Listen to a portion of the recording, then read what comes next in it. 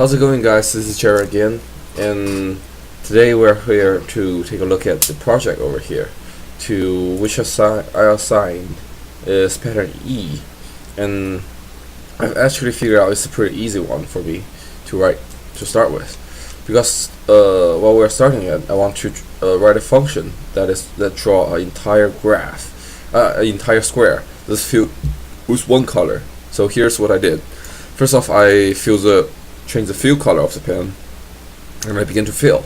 So I can change the color to whatever I want, because it's the same in the entire square. So I can change the color to whatever I want. And I draw the square while the fill is begun. So the graph will be filled completely. And at the end of the function, just end fill to just in case get ready for other functions. Next, we have a function called draw upper right, which will draw any function like this one and like that one. It doesn't matter the color of that. I just call it upper right for a good reason. I don't know, because I saw this square over here first, so I call it draw upper right. Actually, we'll draw any square that have a line from the upper left to lower right inside, and I can change the color or whatever I want. Just give this function different color, so it will write it. And yeah, let's begin. First off, I begin with color 1 and begin fill for size. So move the turtle from lower left to lower right, and then turn 135 degrees, which will turn it right to directly to the corner of upper left, and forward the size over here. So the size is actually the equation of the triangle equation with right angle to get the line over here, get the longest line. And here what I did is to end fill, because we want to change the fill color. So I call end fill, change the fill color, and begin fill again. And what I did is to just simply draw another triangle over here, and I ended the fill over here, and moves the turtle back to wherever it belongs. And actually here, because what I draw is to draw like this: move forward, turn left, move forward, turn right, move forward, turn right, and move forward, turn right again.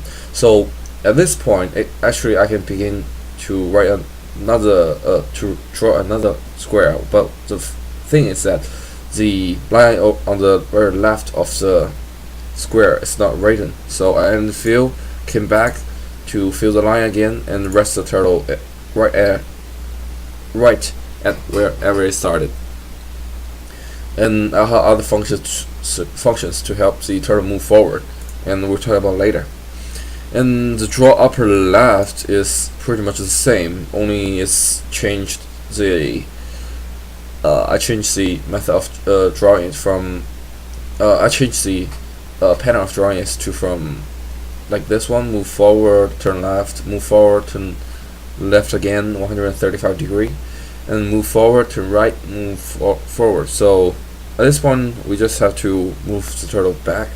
So I chose the line in the middle because we can save several lines with that, and the fill, and put the turtle back where it belongs again. And here we'll begin with something that's more important.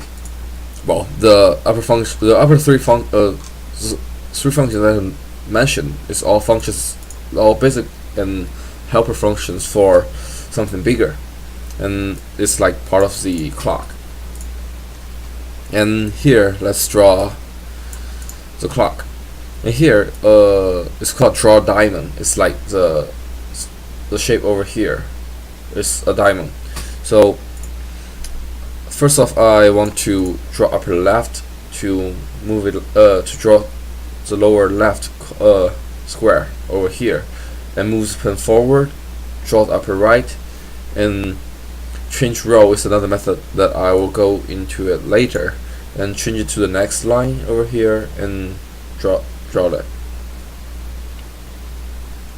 And here what I did is to use a for loop to calculate how many diamonds they have to write to circle around. So I figured out to draw the first line over here, change the row, change the total from this very point to the beginning of the next row, and draw the upper row. So we can see two for loops over here to complete the entire thing.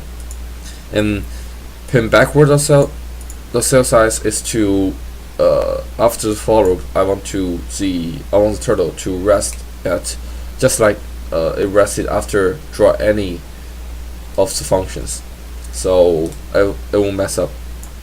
So that's the explanation of the pin backward. And change row is actually move the turtle from the first row to the start of the next row. So I move it left up, I turn the turtle to the left, move up a unit, and turn right and go backward all the way to here.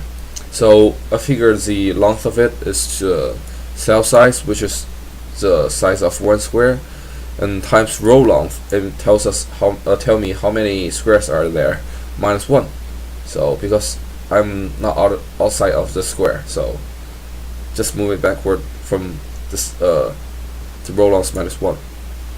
And here, draw column is actually a really tricky part over here. It's the longest method I have wrote in this class as well. So what I did here is to figure out the row length of it. I divided by 4 this time because every circle will go will use up four lines over here. So let's begin with it.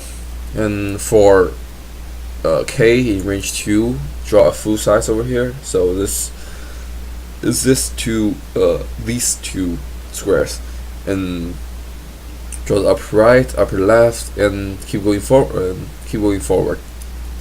And as you can see, after I finish the first line, I change the row and use the same method. Use the same function for loop over here to calculate how many to repeat to draw the full square over here. Move forward, drew full square, and as you can see over here, I changed the color, so change from the first color to the second color.